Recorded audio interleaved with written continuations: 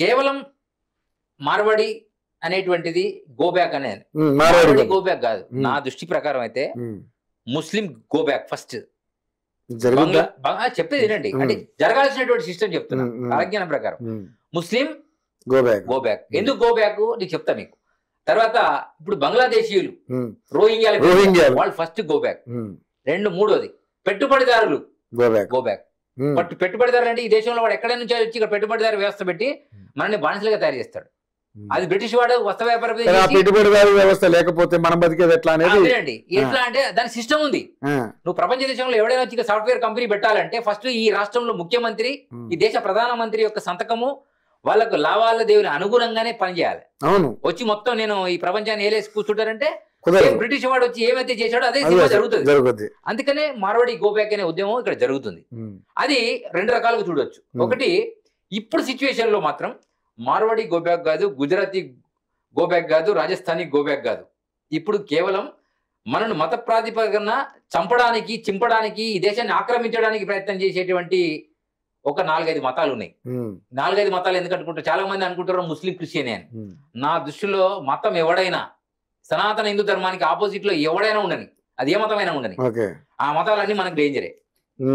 First మతం చెప్తా. 7వ శతాబ్దంలో ఆదిశంకరాచార్యుల టైంలో బౌద్ధ మతం వచ్చిందండి. బౌద్ధ మతం వెంటనే అంబేద్కర్ ఏం చేశారు, హిందూ ధర్మంలో అతన్ని సరిగా చదువుకోనియక అతన్ని అవమానించిన కారణంగా అతను బౌద్ధ మతాన్ని జాయిన్ అయ్యారు. అప్పటికి క్రిస్టియానిటీ ఉంది, ఉందా లేదా? ఉంది. క్రీస్తు పూర్వం క్రీస్తు శకం అంటాం కదా. సో 7వ శతాబ్దంలో ఉన్నప్పుడు మరి వారు ఎందుకు తీసుకోలేదు? అంబేద్కర్ గారు వచ్చింది 120, 30, 150 సంవత్సరాల క్రితం ఆయన జననం. ఇది 7వ శతాబ్దం. అంటే అంబేద్కర్ టైంలో క్రిస్టియానిటీ ఉంది, ముస్లింలు ఉంది. మరి బౌద్ధం ఎందుకు తీసుకున్నాడు అంటే బౌద్ధ మతంలో పనికి మాలిన పూజా విధానాలు పక్కకు పెట్టారు. అంటే 3 ఆచార వ్యవహారాలను పక్కకు పెట్టి వాళ్ళు ఏం చేశారు, ముక్కు మూసుకొని కూర్చోరా బాబు నీకు భగవంతుడు కనిపిస్తాడు అని బుద్ధుడే స్వయంగా రాజు అయ్యుండి భార్యను వదిలేసి రాజ్యాన్ని వదిలేసి సన్యాసం స్వీకరించాడు. కాబట్టి అతడు మహానుభావుని మొక్కడం వల్ల మంచి జరుగుతుందని అంబేద్కర్ గారు ఆ కోవలకి వెళ్ళిపోయాడు. ఇంకోటి, మన వాళ్ళు తనను అవమానించారు, అనుమానించారు, నువ్వు ఆ కులం ఈ కులం అని పక్కకు పెట్టారు కాబట్టి నేను దాన్ని ఎందుకు వాళ్ళతో గొడవ చేయడం, నేను అంతకంటే మంచి తీసుకుందామని ఆలోచన ఆయన లేడు. మరి ఇప్పుడు అంబేద్కరిస్టులు లేదా జైబీమ్ అనేవాళ్ళు లేదా ఆ మతం ఆ కులం అని చెప్పే వాళ్ళందరూ కూడా మరి అంబేద్కర్ లాగా ఆలోచిస్తే బాగానే ఉండేది. ఆలోచించడం లేదు. అంబేద్కర్ బౌద్ధ మతం తీసుకున్నారు, మేము క్రిస్టియన్ మతం తీసుకుంటాం అంటున్నారు. సగం అంటే కాదు, ఇందులో కొంతమంది కొండగొర్రెలే, అందరు కాదు. మళ్ళీ వాళ్ళు కేవలం వాళ్ళ కులమేనంటే లేలే, నానా కులాలు నానా జాతులు అందరూ కూడా ఈ రోజు ఇతర మతాలకు వెళ్తున్నారు. కేవలం వాళ్ళ ఒక్కనే మనం అనకూడదు, అలా ఒక జరుగుతుంది. రెండవది, మనకి ఇప్పుడు జరుగుతున్నటువంటి ఉద్యమంలో ఇప్పుడు చాలా మంది అంటున్నారు, ఆ ఇష్యూ ఏం జరిగిందంటే నేను టీవీలో చూశానండి. ఆ జ్యువెలరీ షాప్కి ఎదురుగా ఉన్నటువంటి ఒక వ్యాన్ నుండి తన యొక్క ఫ్యామిలీ మెంబర్స్ దిగుతున్న టైంలో ఆ రోడ్డు కొంచెం కంజెస్టెడ్ గా ఉంటుంది. వెనకాల ఉన్నవాడు ఏ కులం ఏ ప్రాంతం ఏ మతం చూడరండి.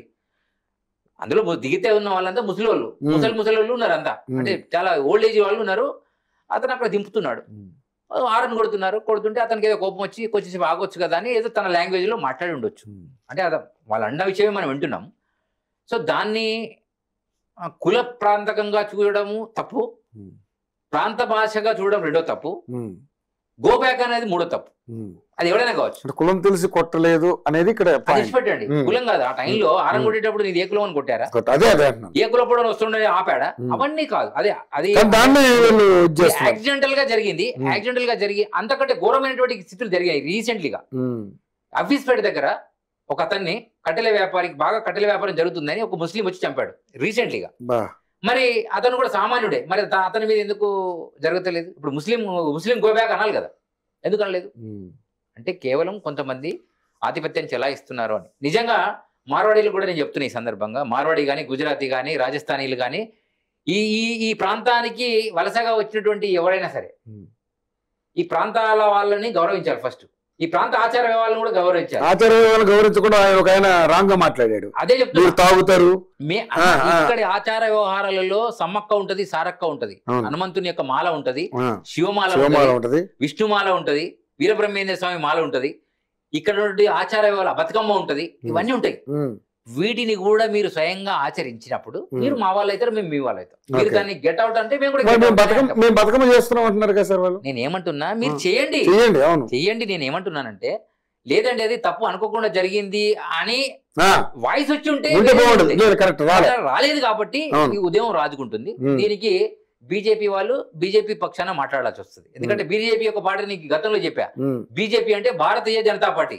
భారతదేశస్తుడు ఎవడైనా సరే వాడిని రక్షించడమే భారతీయ జనతా పార్టీ యొక్క లక్ష్యం. లక్షణం. సో వాళ్ళు ఖచ్చితంగా వాడు మాట్లాడైనా గుజరాతీ అయినా రాజస్థాన్ Support అయినా, చేస్తారు. నువ్వైనా నేనైనా వాడు ఉండాలి అంటాడు. అవును. తప్పదు.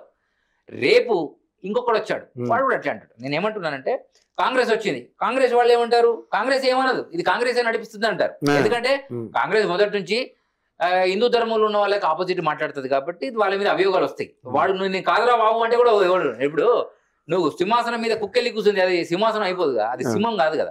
అవును. అలానే దాన్ని ఎవడు కూడా కాదనడానికి వీల్లేదు. అది అంతే. అది ఏనుగు తోలును తెచ్చి ఎంత ఉతికినా కానీ నలుపు నలిపే కానీ తెలుగు తెలుగు. కాంగ్రెస్ కున్న విధానం. సో దాన్ని ఎవడు నమ్మడు.